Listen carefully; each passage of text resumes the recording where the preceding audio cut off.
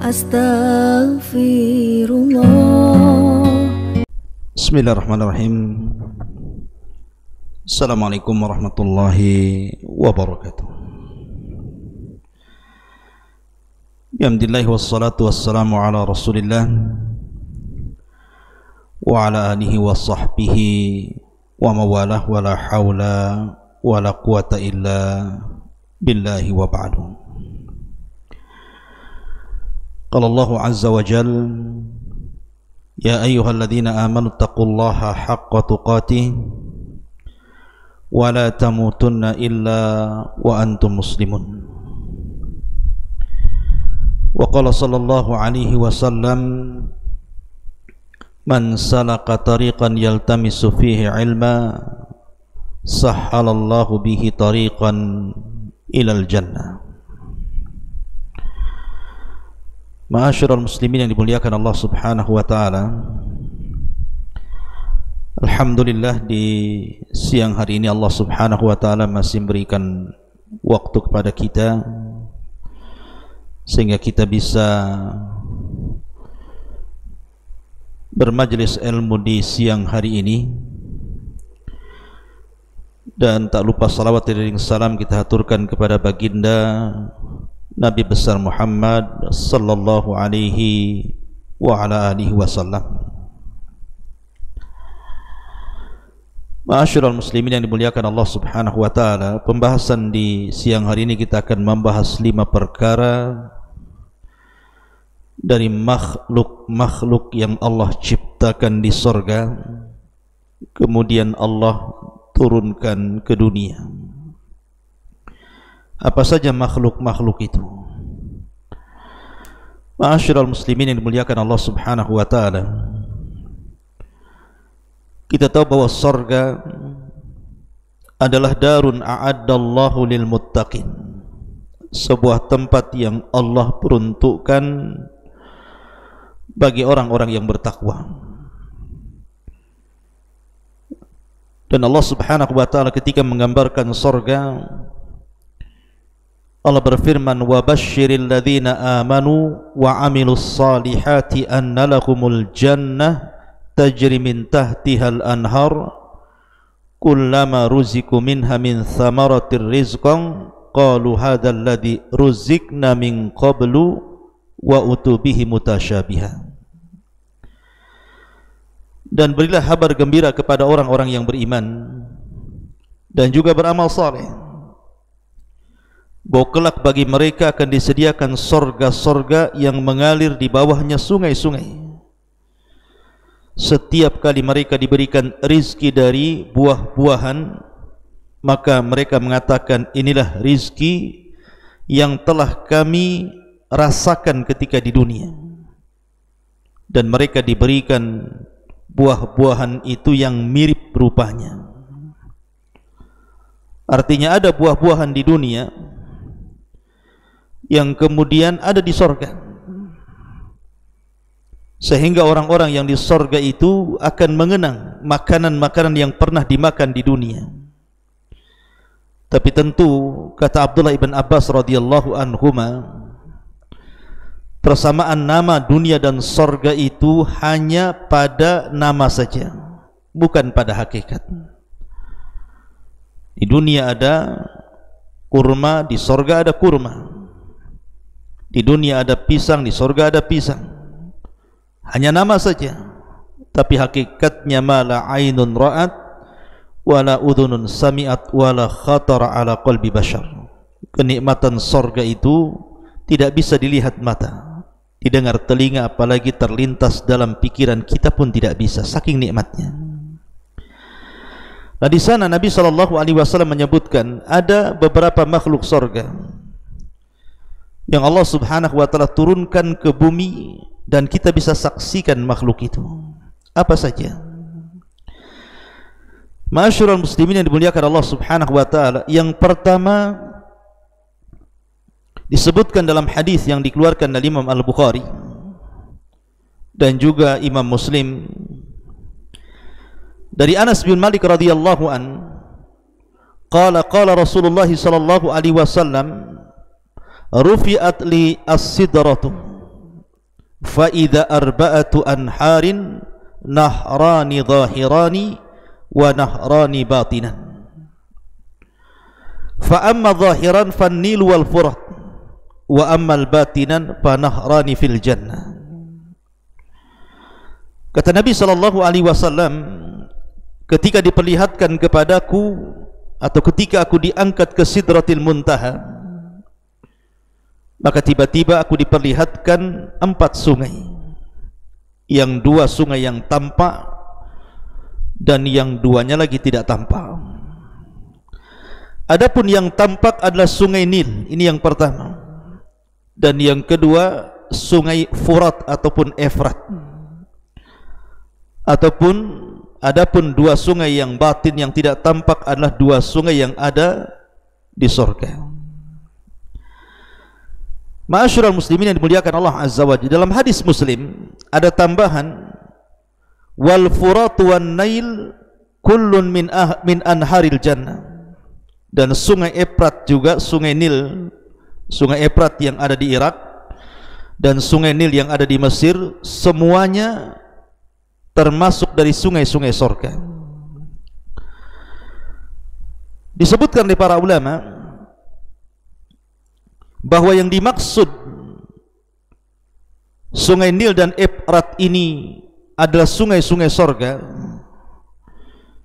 Kata para ulama, la'allal muradu min kauni hadhil anhari minal jannati anna aslaha minha kama anna aslal insan minal jannah.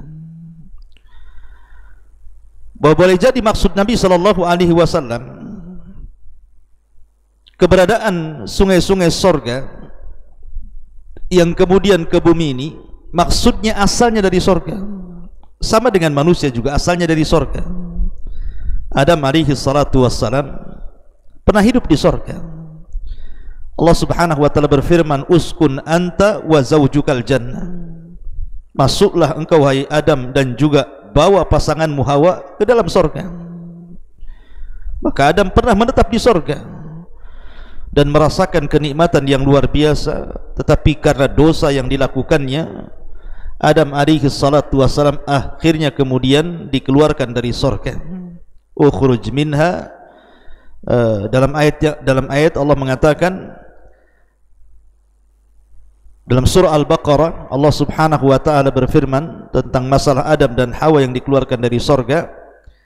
Allah mengatakan, ihbitu minha, turunlah kalian semua dari surga. Ma'asyiral muslimin yang dimuliakan Allah subhanahu wa ta'ala, jadi sungai Efrat yang pertama dan juga sungai Nil boleh jadi asalnya dari surga, dulunya dari surga, kemudian dialirkan ke dunia. Dan itu sebagaimana pendapat Al-Imam An-Nawawi rahimahullahu ta'ala. Ma'asyiral muslimin yang dimuliakan Allah Azza wa Jalla, adapun yang dimaksud 2 sungai yang batin yang ada di surga, tentu yang dimaksud adalah Al-Kautsar, yang Allah subhanahu wa ta'ala firmankan, inna a'tayna kal kautsar. Ini yang pertama. Dan yang kedua, sungai Efrat dan juga sungai Nil. Kemudian yang ketiga, maqam Ibrahim. Maqam Ibrahim artinya tempat berpijaknya kedua telapak kaki Ibrahim alaihi salatu wassalam. Dan itu disebutkan dalam hadis Nabi sallallahu alaihi wasallam dari Abdullah ibn Amr radhiyallahu anhuma, dia mengatakan, sami'tu Rasulullah sallallahu alaihi wasallam yaqul, inna ruknan wal maqama yaqutatani min yaqutil jannah. Sesungguhnya rukna itu maksudnya Hajar Aswad, dan juga maqam, keduanya adalah mutiara dari mutiara-mutiara surga. Tamasallahu nurahuma, Allah subhanahu wa ta'ala padamkan cahaya keduanya. Walau lam yatmis nurahuma la adha'ata ma bainal masyriqi wal maghrib. Kalaulah Allah subhanahu wa ta'ala tidak hilangkan cahaya dari Hajar Aswad dan makam Ibrahim, tentu dari ujung barat dan timur akan terang benderang. Cahayanya akan meliputi ujung timur dan juga ujung barat. Makam Ibrahim ada yang mengatakan dahulunya adalah menyatu dengan Ka'bah.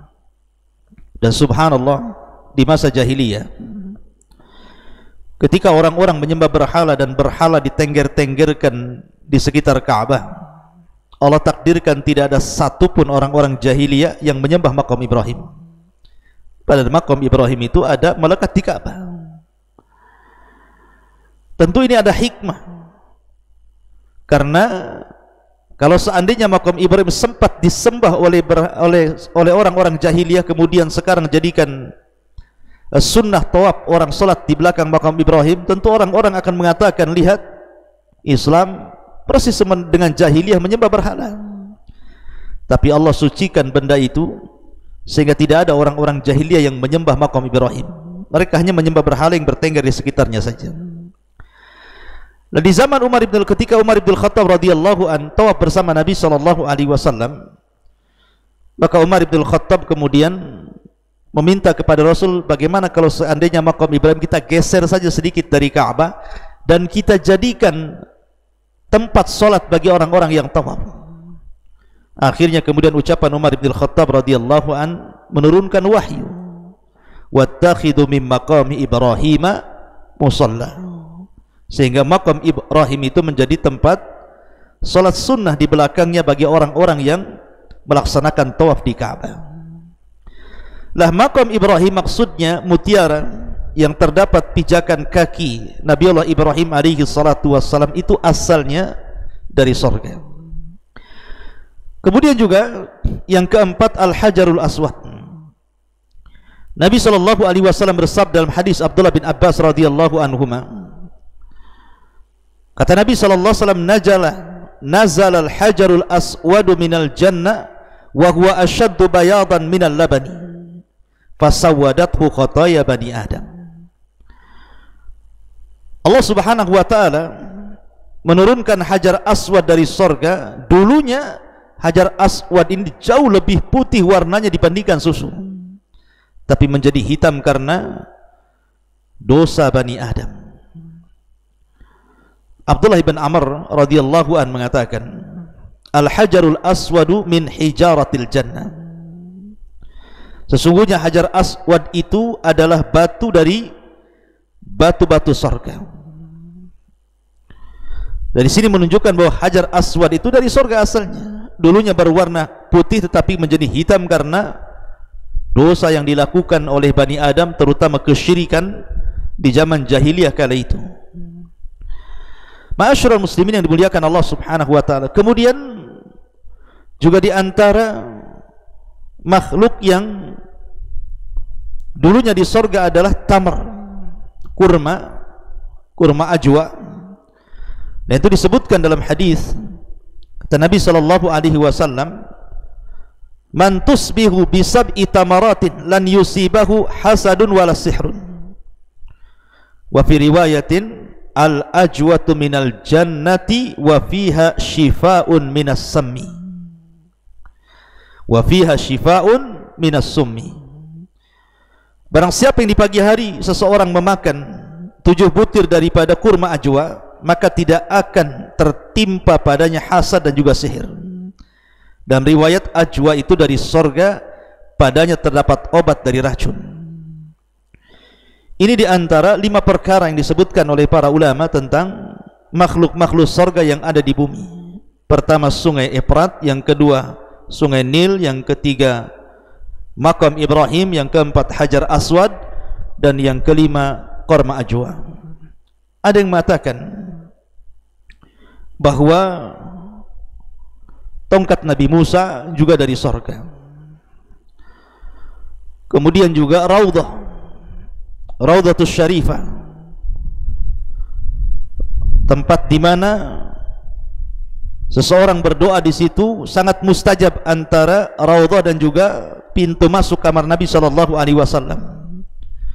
Sebagaimana Nabi sallallahu alaihi wasallam mengatakan, ma baina baiti wa mimbari raudhatun min riyadil jannah.